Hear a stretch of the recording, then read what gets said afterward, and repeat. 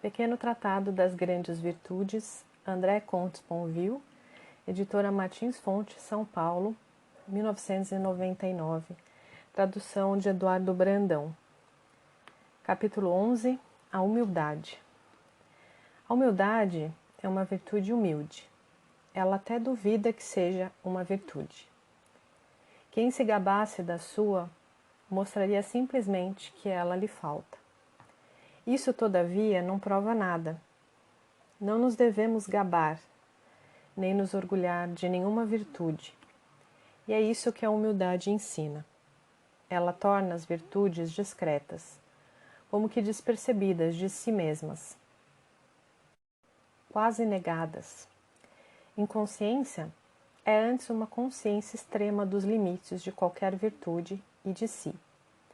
Essa descrição é o sinal, ele mesmo discreto, de uma lucidez sem falha e de uma exigência sem fraquezas.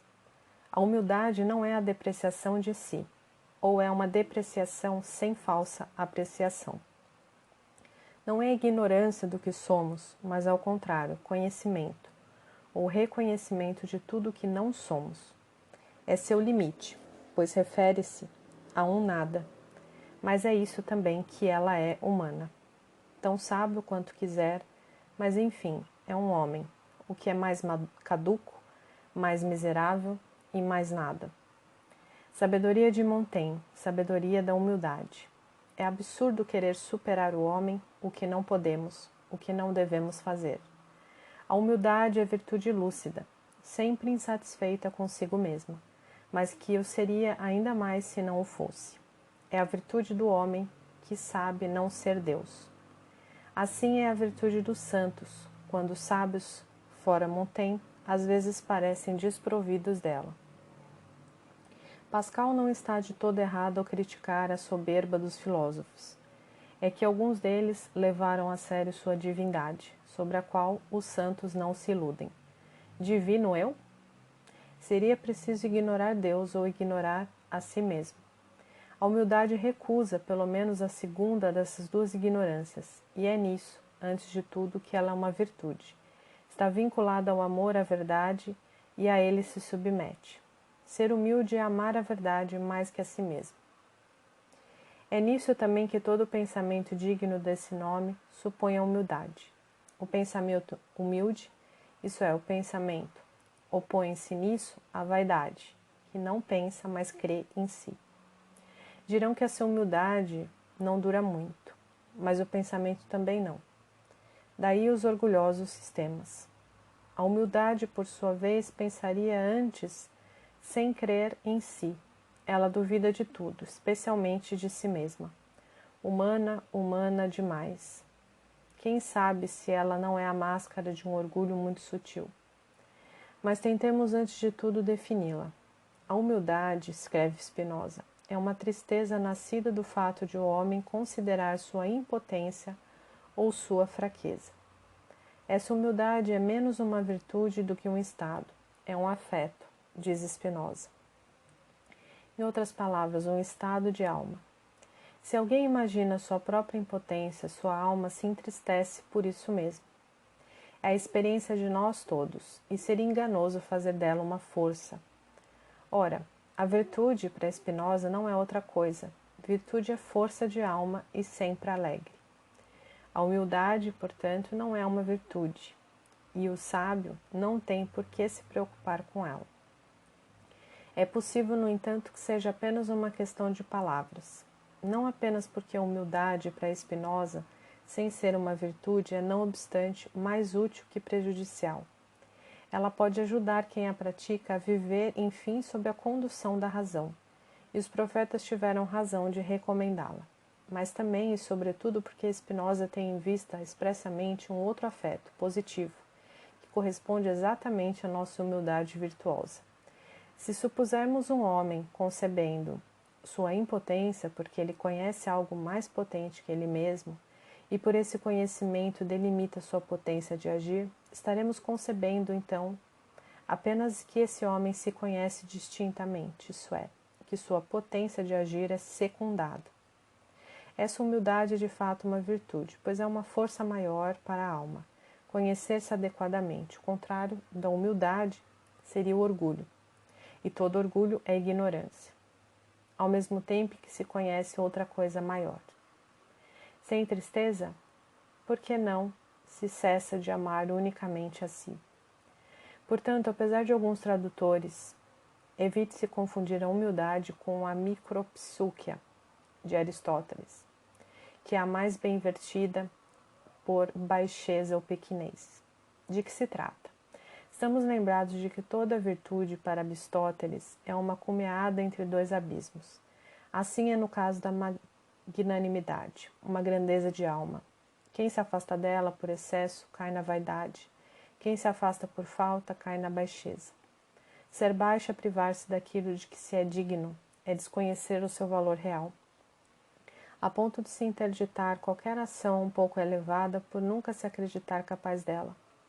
Essa pequenez corresponde muito bem ao que Spinoza, distinguindo-a da humildade, humilitas, chama de abjectio, que se costuma traduzir por desestima ou desprezo por si, mas que Bernard Paltrow teve razão de traduzir por baixeza.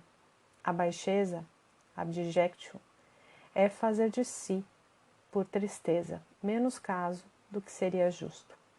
É evidente que essa baixeza pode nascer da humildade. E é isso então que torna essa última viciosa. Mas não há aí nenhuma fatalidade. Alguém pode sentir-se triste com sua impotência sem com isso exagerá-la. E mesmo, é o que chamo de humildade virtuosa, achando nessa tristeza um acréscimo de força para combatê-la. Isso sai do espinosismo. Não estou certo e, claro, pouco me importa, que a tristeza é uma força em nós, às vezes, ou que ela pode mobilizar a força de que dispomos. A experiência ensina, parece-me, o que Spinoza, por sinal, reconhece, e que importa muito mais do que os sistemas. Há uma coragem do desespero e há também uma coragem da humildade. De resto, não podemos escolher. Mais vale uma verdadeira tristeza do que uma falsa alegria. A humildade, como virtude, é essa tristeza verdadeira de sermos apenas nós. E como poderíamos ser outra coisa? A misericórdia também vale para nós mesmos, temperando a humildade com um pouco de doçura. Que é necessário contentar-se consigo é o que ensina a misericórdia. Mas sentir-se contente consigo, quem poderia sem vaidade? Misericórdia e humildade vão de par e se completam. Aceitar-se, mas não se iludir. O contentamento de si, escreve Spinoza, é na realidade o objeto supremo de nossa esperança. Digamos que a humildade é seu desespero, e tudo estará dito. Tudo? Ainda não, porém. Pode até ser que o essencial não tenha sido abordado. O essencial? O valor da humildade. Virtude, disse eu, mas de que importância? De que nível? De que dignidade? Vê-se o problema. Se a humildade é digna de respeito ou de admiração, mas é um erro ela ser humilde? E se ela tiver razão de o ser, como se teria razão de admirá-la? Parece que a humildade é uma virtude contraditória, que só poderia justificar-se por sua própria ausência, ou só valer à sua custa.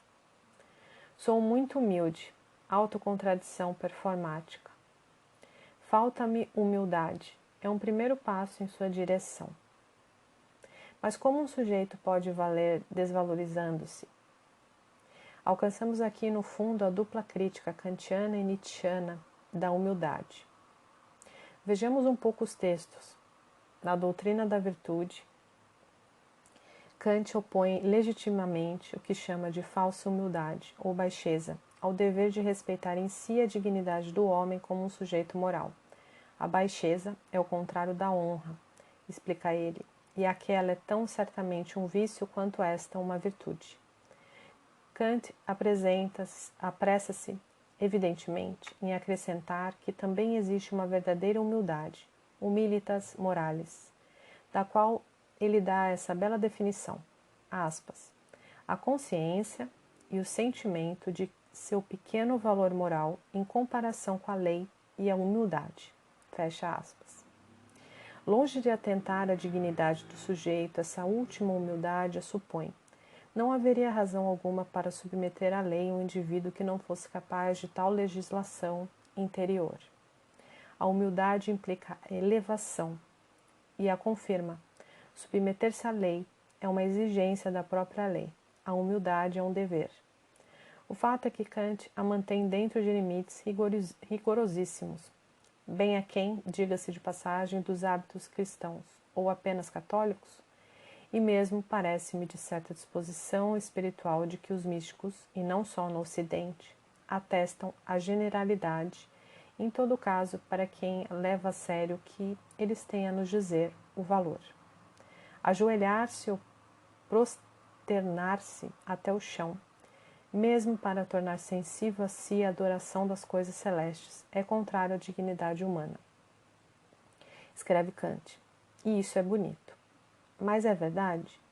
É evidente que ninguém deve ser servil nem bajulador.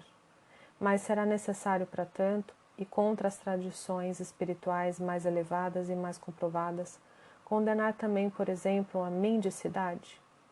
São Francisco de Assis ou Buda pecaram contra a humanidade? A rigor, podemos admitir que é, em todos os casos, indigno de um homem humilhar-se e curvar-se diante de outro. Mas além de que humildade não é humilhação, e nada tem a ver com ela, a humilhação só serve para os orgulhosos ou para os perversos. Acaso devemos, por isso, levar totalmente a sério, tratando-se de nós, essa sublimidade, como diz Kant, de nossa constituição moral? Não seria precisamente carecer de humildade, de lucidez e de humor? O homem empírico, homo phaenomon, animal rationale, não tem importância, explica Kant, mas considerado como pessoa, homo noumenon, isso é, como sujeito moral, ele possui uma dignidade absoluta. Seu pequeno valor enquanto homem animal não pode prejudicar sua dignidade como homem razoável, que seja, mas o que sobra se os dois são apenas um? São mais humildes os materialistas que nunca esquecem o animal neles. Filhos da terra, humus, de que vem humildade, indignos para serem sempre do céu, que inventam para si. E mesmo se tratando da comparação de si com os outros homens, é de fato condenável ou baixo inclinar-se diante de Mozart, Cavaillés ou do Abbé Pierre. Quem se transforma em minhoca não deve queixar-se depois de ser pisado, escreve altivamente Kant. Mas quem se transforma em estátua, ainda que uma estátua glória do homem ou da lei, deverá se queixar se o acharem suspeito de presunção ou frieza. Mais vale o mendigo sublime que lava os pés do pecador. Quanto a Nietzsche, poderíamos segui-lo e retomá-lo interminavelmente. Ele tem razão em tudo, está errado em tudo. E o que diz da humildade não escapa desse turbilhão. Quem pode contestar que há na humildade, tantas vezes, uma boa parte de niilismo ou de ressentimento? Quantos só se acusam para melhor acusar o mundo ou a vida, e com isso se desculparem? Quantos só se negam por incapacidade de afirmar e fazer o que quer que seja? Sim, aqueles que imaginamos mais cheios de desestima por si mesmos e de humildade são geralmente os mais cheios de ambição e de inveja, já dizia Spinoza. Mais uma vez, sim. No entanto, será o caso de todos? Há uma humildade em Cavaillés, em Simone Weil, em Et Hillesum, e mesmo em Pascal Montaigne, ao lado da qual a grandeza nietzschiana é que parece presunção. Nietzsche retoma a mesma imagem de Kant, a da minhoca. A minhoca se enrola quando pisamos nela. Isso encerra muita sabedoria. Com isso, ela diminui a possibilidade de que tornem a pisar nela. Na linguagem da moral, humildade seria isso. Mas a humildade é só isso? Será isso o essencial? Alguém imagina, com esse gênero de psicologia, explicar a humildade de um São Francisco de Assis ou de um São João da Cruz? Os mais generosos costumam ser os mais humildes, escreve Descartes, que nada tinha de minhoca. Também não se poderia ver na humildade e consciência pesada, humildade e remorso, humildade e vergonha. Trata-se de julgar não o que se fez, mas o que se é. E somos tão pouco. Haverá mesmo que julgar? O remorso, a consciência pesada ou a vergonha supõe que poderíamos ter agido de outro modo e melhor. A humildade constataria antes que não poderíamos ser melhores. Você pode fazer melhor. Essa fórmula do mestre acusa antes de incentivar. E é também o que diz o remorso. A humildade diria antes, é o que ele pode. Humildade demais para se acusar ou se desculpar. Lúcida demais para ser plena raiva de si. Mais uma vez, humildade e misericórdia andam juntas. E a coragem não precisa de encorajamentos. O remorso é um erro, porque supõe o livre-arbítrio. Os estoicos e Spinoza recusam-no por isso, antes de ser uma falta. A humildade é um saber antes de ser uma virtude.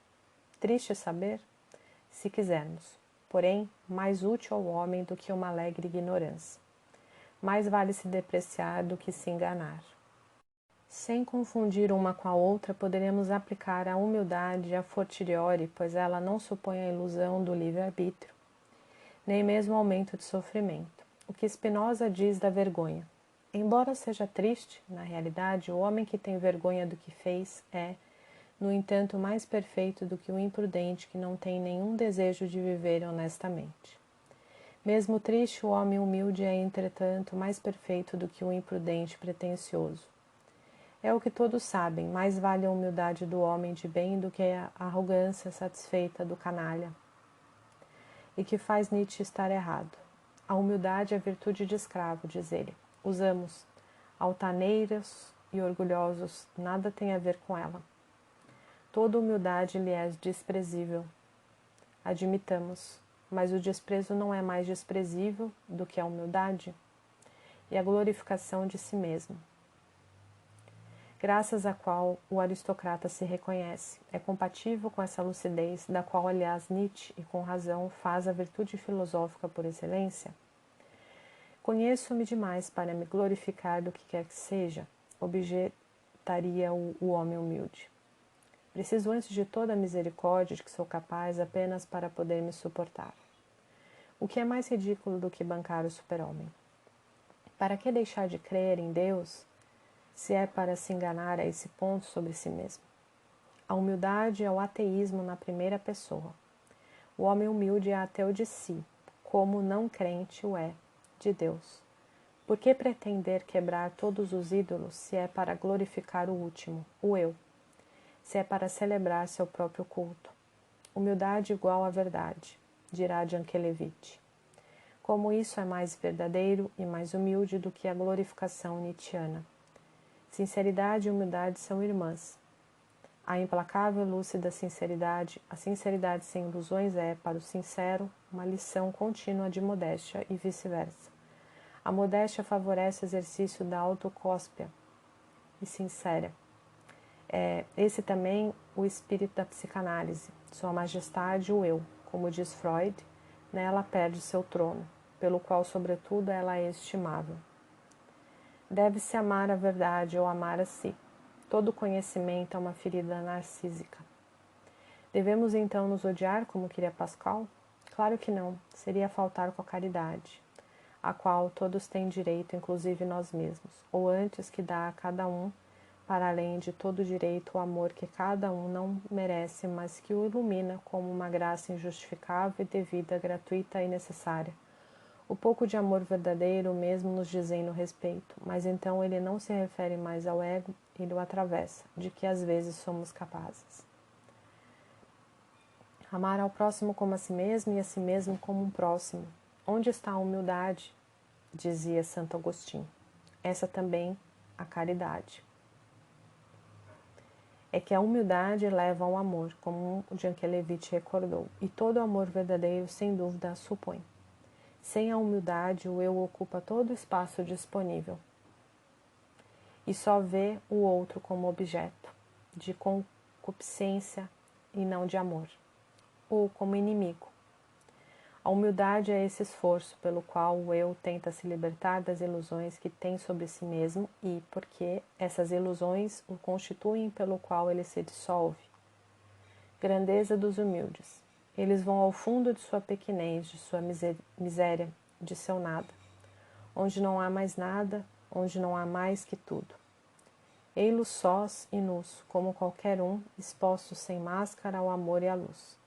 Mas o amor sem ilusões, sem concupiscência, a caridade, será que somos capazes dele? Não cabe aqui responder a essa questão, mas ainda que não sejamos, resta a compaixão que é a sua face mais humilde e sua aproximação cotidiana. Em seu capítulo sobre humildade, Jankelevich observa com razão que os gregos quase não conheceram essa virtude. Talvez seja por não se terem dado um Deus suficientemente grande para que a pequenez do homem aparecesse como deveria. Não é certo, entretanto, que eles tenham se enganado sempre acerca da sua grandeza. Jankelevich se engana, me parece, como Pascal, sobre o orgulho estoico. Também há uma humildade em Epícteto, pela qual o ego sabe não ser Deus e não ser nada. Mas talvez eles tivessem menos narcisismo a combater ou menos ilusões a dissipar. O fato é que esse Deus, o nosso, o dos judeus, dos cristãos e dos muçulmanos, quer se creia nele ou não, é agora para todos, por diferença, uma terrível lição de humildade. Os antigos se definiam como mortais, apenas a morte, pensavam eles, os separava do divino. Não estamos mais nesse ponto e sabemos agora que mesmo a imortalidade seria incapaz e por isso sem dúvida insuportável, de fazer de nós outra coisa, infelizmente, que não o que somos. Quem às vezes não aspira a morrer para ser libertado de si. A humildade é isso. Talvez a mais religiosa das virtudes. Como gostaríamos de nos ajoelhar nas igrejas, por que recusá-lo? Estou falando apenas por mim. É que eu precisaria imaginar que um Deus me criou, e dessa pretensão ao menos estou libertado. Somos tão pouca coisa, tão fracos, tão miseráveis. A humanidade constitui uma criação tão irrisória. Como imaginar que um Deus tenha querido isso? É assim que a humildade, nascida da religião, pode conduzir ao ateísmo. Crer em Deus seria pecado de orgulho. Capítulo 12. A simplicidade. A humildade, às vezes, falta simplicidade, por causa dessa duplicação de si para si que ela supõe. Julgar-se é levar-se a sério demais. O simples não se questiona tanto assim sobre si mesmo, porque se aceita como é, já seria dizer demais.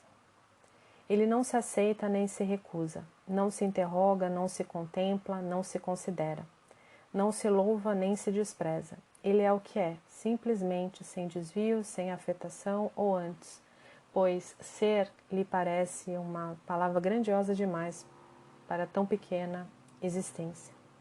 Faz o que faz como todos nós, mas não vê nisso matéria para discursos, para comentários, nem mesmo para reflexão. Ele é como os passarinhos de nossas florestas, leve e silencioso sempre, mesmo quando canta, mesmo quando pousa. O real basta ao real, e essa simplicidade é o próprio real. Assim é o simples, o indivíduo real, reduzido à sua expressão mais simples. O canto às vezes, o silêncio mais frequentemente, a vida sempre. O simples vive como respira, sem maiores esforços nem glória, sem maiores efeitos nem vergonha.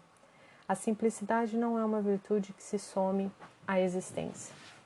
É a própria existência, enquanto nada a ela se soma. Por isso é a mais leve das virtudes, a mais transparente, a mais rara. É o contrário da literatura. É a vida sem frases e sem mentiras, sem exagero, sem grandiloquência. É a vida insignificante, a verdadeira vida. A simplicidade é o contrário da duplicidade, da complexidade, da pretensão. Por isso é tão difícil. Não é sempre dupla a consciência, que só é consciência de alguma coisa. Não é sempre complexo o real que só é real pelo entrelaçamento em si das causas e das funções? Não é sempre pretensioso todo homem assim que se esforça para pensar que outra simplicidade além da tolice, da inconsciência, do nada? O homem simples pode não se fazer essas indagações, o que não as anula, nem nos basta para resolvê-las. Simplicidade não é simploriedade. Mas essas questões tampouco poderiam anular a simplicidade de tudo, nem a virtude ligada a ela. Inteligência não é congestionamento, complicação, snobismo. Que o real é complexo, não há dúvida, e de uma complexidade infinita, por certo. Poderá ser infindável descrever ou explicar uma árvore, uma flor, uma estrela, uma pedra. Isso não as impede de serem simplesmente o que são. Sim, muito simplesmente e muito exatamente o que são. Sem nenhuma falta, sem nenhuma duplicidade, sem nenhuma pretensão. Nem obriga ninguém a se perder nesse infinito da descrição ou do conhecimento. Complexidade de tudo, simplicidade de tudo. A rosa não tem porquê, floresce porque floresce, não se preocupa consigo, não deseja ser vista. O que há de mais complicado do que uma rosa para quem a quer compreender? O que há de mais simples para quem não quer nada? Complexidade do pensamento, simplicidade do olhar. Tudo é mais simples do que podemos imaginar e ao mesmo tempo mais intrincado do que poderíamos conceber, dizia Goethe. Complexidade das causas, simplicidade da presença, complexidade do real, simplicidade do ser. O contrário do ser não é o nada, escreve Clemente Rosset, mas o duplo. O contrário do simples não é o complexo, mas o falso. A simplicidade no homem, a simplicidade como virtude, tampouco tem por que negar a consciência ou o pensamento. Ao contrário, ela se reconhece por essa sua capacidade de, sem anular uma e outra, ir além de ambos, libertar-se de ambos, não se queixar, não se deixar enganar por eles, nem ser sua prisioneira. Que toda a consciência seja dupla, pois é consciência de um objeto, intencionalidade e da consciência que toma dele reflexividade está bem. Mas isso nada prova contra a simplicidade do real, nem da vida, nem mesmo da consciência pura, pré-reflexiva e antipredicativa, sem a qual nenhuma predição e nenhuma reflexão seriam possíveis. Simplicidade não é inconsciência, simplicidade não é tolice. O espírito simples não é um simples de espírito. A simplicidade constitui, ao contrário, o antídoto da reflexividade e da inteligência, que evita que essas se envaideçam, se percam em si e com isso percam o real, se deem demasiada importância, dissimulem, façam, enfim, obstáculo àquilo mesmo que pretendem revelar ou desvelar. A simplicidade aprende a se desprender, ou antes ela é esse desprendimento de tudo e de si mesmo. Largar de mão, como diz Bobin, acolher o que vem sem nada guardar como coisa sua. Simplicidade é nudez, despojamento, pobreza, sem outra riqueza senão tudo, sem outro tesouro senão nada. Simplicidade é liberdade, leveza, transparência. Simples como ar, livre como ar, a simplicidade é o ar do pensamento, como uma janela aberta para o grande sopro do mundo, para a infinita e silenciosa presença de tudo. Há algo mais simples que o vento? Há algo de mais aéreo que a simplicidade? Intelectualmente, talvez, não seja diferente do bom senso, que é o julgamento reto, quando não é estorvado por aquilo que sabe ou crê, mas aberto primeiro ao real, a simplicidade do real, e como sempre, novo em cada um de suas operações. É a razão, quando ela não se engana a seu próprio respeito. Razão lúcida, razão encarnada, razão mínima, se quisermos, mas que é a condição de todas. Entre duas demonstrações, entre duas hipóteses, entre duas teorias, os cientistas costumam privilegiar a mais simples. É apostar na simplicidade do real, mais do que na força de nosso espírito. Essa escolha, que não tem como ser provada, é entretanto de bom senso. Aconteceu-me muitas vezes lamentar que os filósofos, sobretudo os filósofos contemporâneos, façam ordinariamente a escolha inversa, preferindo o mais complicado, o mais obscuro, o mais contorto. Isso os protege contra qualquer refutação e torna suas teorias tão inverossímeis quanto enfadonhas. Complicação não do real, mas do pensamento. Má complicação. Mais vale uma verdade simples e ingênua, como dizia Montaigne, de certo proporcional à complexidade do real, quando necessário, mas sem lhe acrescentar os enredamentos de nosso espírito, nem confundi-la com essas. A inteligência é a arte de reduzir o mais complexo, o mais simples, não o inverso. Inteligência de Epicuro, inteligência de Montaigne, inteligência de Descartes, inteligência hoje de nossos cientistas. A coisa mais simples do que E igual a mc ao quadrado, simplicidade do real, mesmo que mais complexo, clareza do pensamento, mesmo que difícil. Aristófanes, o gramático, não sabia que ao reaver em Epicuro a simplicidade de suas palavras e a fineza de sua arte oratória, que era apenas a clareza de linguagem, escreve Montaigne.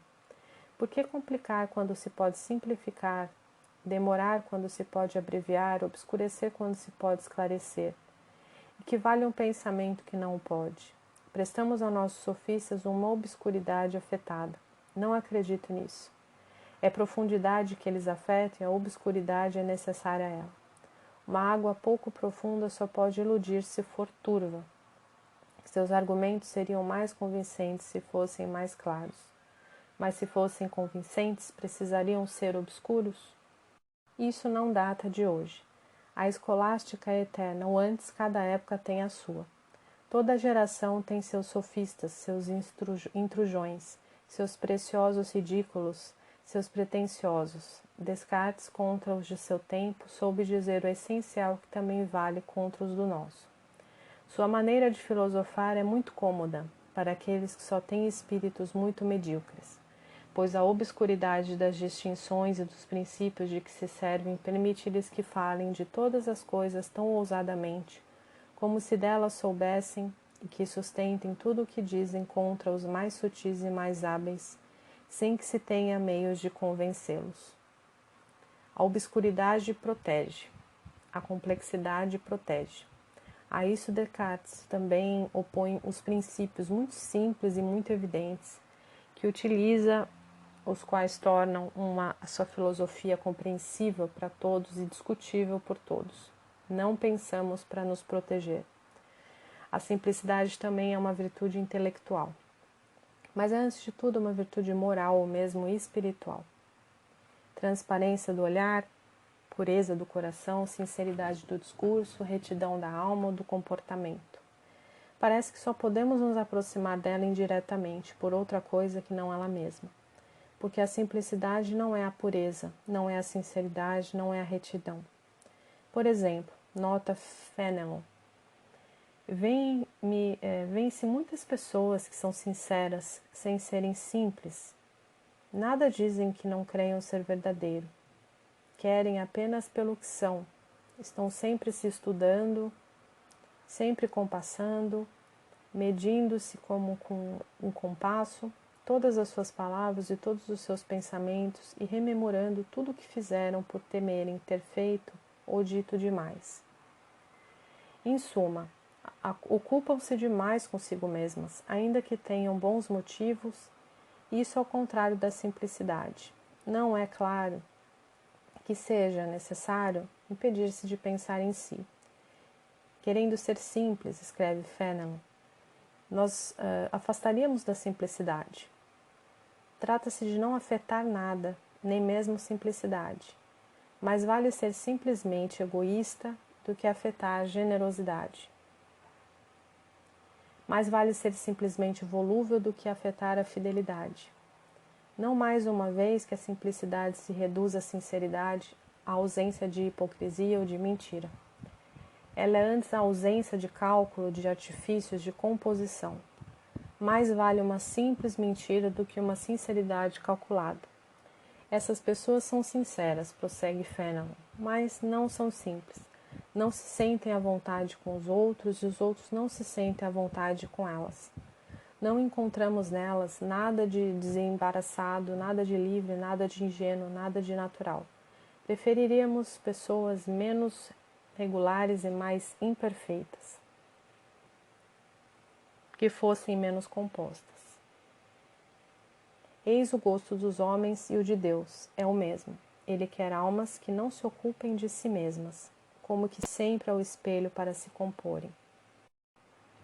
A simplicidade é a espontaneidade, coincidência imediata consigo mesmo, inclusive naquilo em nós que ignoramos.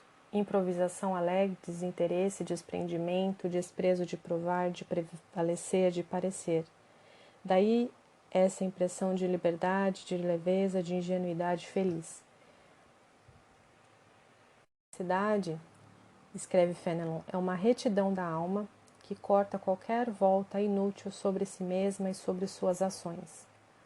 Ela é livre em seu trajeto porque não para se compor com arte. Ela é despreocupada, mas não descuidada. Ela se ocupa do real e não de si. É o contrário do amor próprio. Fenelon, mais uma vez, como somos interiormente desprendidos de nós mesmos pelo corte de todos os retornos voluntários, agimos mais naturalmente. Essa verdadeira simplicidade parece às vezes um pouco negligente e menos regular, mas tem um sabor de candura e verdade que se faz sentir um quê de ingênuo, de doce, de inocente, de alegre, de tranquilo, que encanta quando olhamos de perto imediatamente com olhos puros. A simplicidade é esquecimento de si. É nisso que ela é uma virtude. Não o contrário do egoísmo, como a generosidade, mas o contrário do narcisismo, da pretensão, da autossuficiência. Dir-se-á que mais vale a generosidade. Sim, enquanto o ego permanecer e dominar. Mas nem toda generosidade é simples, que autossuficiência em Descartes. Ao passo que a absoluta simplicidade é sempre generosa. Que generosidade em São Francisco! É que o eu nada mais é do que o conjunto das ilusões que tem acerca de si mesmo. O narcisismo não é o efeito do ego, mas o seu princípio. A generosidade o supera. A simplicidade o dissolve. A generosidade é um esforço. A simplicidade um repouso. A generosidade é uma vitória. A simplicidade é uma paz. A generosidade é uma força e a simplicidade uma graça. Jankelevich bem viu que toda virtude sem ela careceria do essencial. Que valeria uma gratidão afetada, uma humildade pernóstica, uma coragem que só serviria para exibição? Não seria nem generosidade, nem humildade, nem coragem. Modéstia sem simplicidade é falsa modéstia. Sinceridade sem simplicidade é exibicionismo ou cálculo. A simplicidade é a verdade das virtudes. Cada virtude só ela mesma se livre da preocupação de parecer e mesmo da preocupação de ser. Sim, livre de si. Se, pois, for sem rebuscamento, sem artifício, sem pretensão, aquele que só é corajoso em público, generoso em público, virtuoso em público, não é verdadeiramente corajoso, nem verdadeiramente generoso, nem verdadeiramente virtuoso. E aquele que só é simples em público, isso acontece, alguns tratam de você, o primeiro que aparece, mas tratam a si mesmos de Senhor diante do espelho, é simplesmente amaneirado. A simplicidade afetada, dizia La Rochefoucauld, é uma impostura delicada.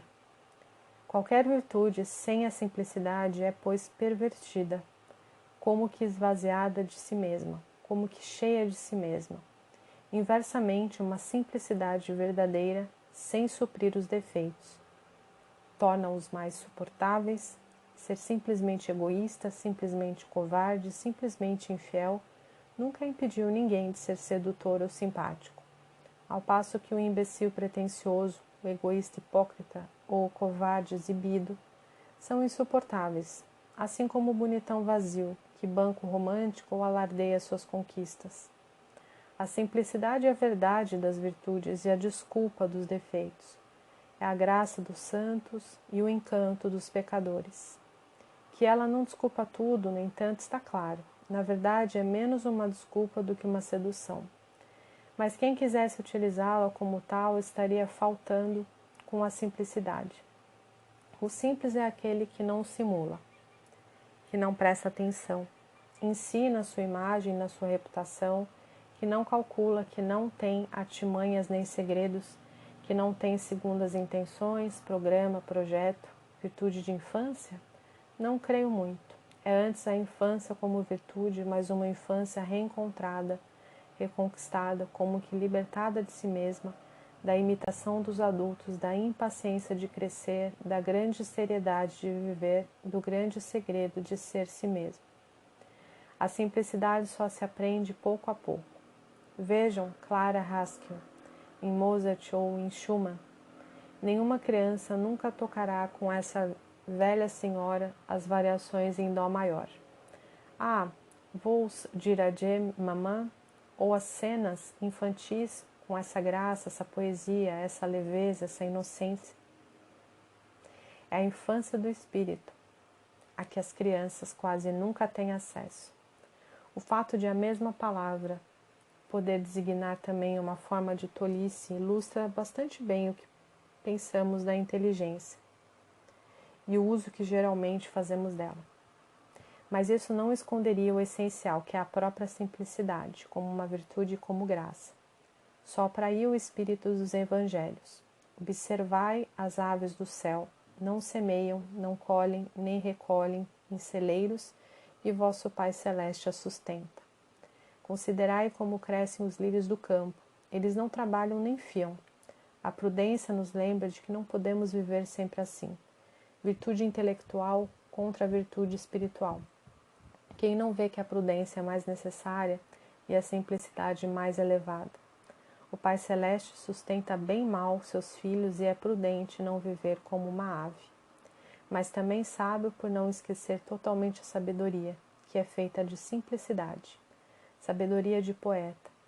Vamos aqui e ali à procura de uma alegria por toda a parte em migalhas, e o saltitar do pardal é nossa única possibilidade de saborear Deus espalhado no chão. Tudo é simples para Deus, tudo é divino para o simples. Mesmo trabalho, mesmo esforço. Não vos inquieteis com o dia seguinte, pois o amanhã se inquietará consigo mesmo. Basta cada dia seu próprio penar. Não é proibido semear nem colher. Mas por que se preocupar com a colheita quando se semeia? Por que ter saudade da semeadura quando se colhe? A simplicidade é virtude presente, virtude atual, e é por isso que nenhuma virtude é real se não é simples. Não é proibido fazer projetos, programas, cálculos, mas a simplicidade, portanto, também é virtude. É o que lhes escapa. Nada é grave, nada é complicado, a não ser o futuro. Nada é simples, a não ser o presente. A simplicidade é esquecimento de si, de seu orgulho e de seu medo. É quietude contra a inquietude, alegria contra a preocupação, ligeireza contra a seriedade, espontaneidade contra a reflexão, amor contra amor próprio, verdade contra a pretensão. O eu subsiste nela, é claro, mas como que mais leve, purificado, libertado, desligado de si, como diz Bobin, desprendido de todo o reino. Faz muito tempo até que ele renunciou a buscar sua salvação, que já não se preocupa com a sua perda. A religião é complicada demais para ele. A própria moral é complicada demais para ele. Para que essas perpétuas voltas sobre si mesmo? Nunca acabaríamos de nos avaliar, de nos julgar, de nos condenar. Nossas melhores ações são suspeitas, nossos melhores sentimentos equívocos. O simples sabe disso, e nem se importa. Ele não se interessa suficientemente para se julgar. Para ele, a misericórdia faz às vezes de inocência ou a inocência talvez de misericórdia. Ele não se leva nem a sério nem a trágico. Segue o seu pequeno caminho, de coração leve, alma em paz, sem objetivo, sem nostalgia, sem impaciência. O mundo é o seu reino e lhe basta. O presente, a sua eternidade, o satisfaz. Nada tem a provar, pois não quer parecer nada. Nada tem a buscar, pois tudo está ali. A coisa mais simples que a simplicidade, a coisa mais leve, é a virtude dos sábios e a sabedoria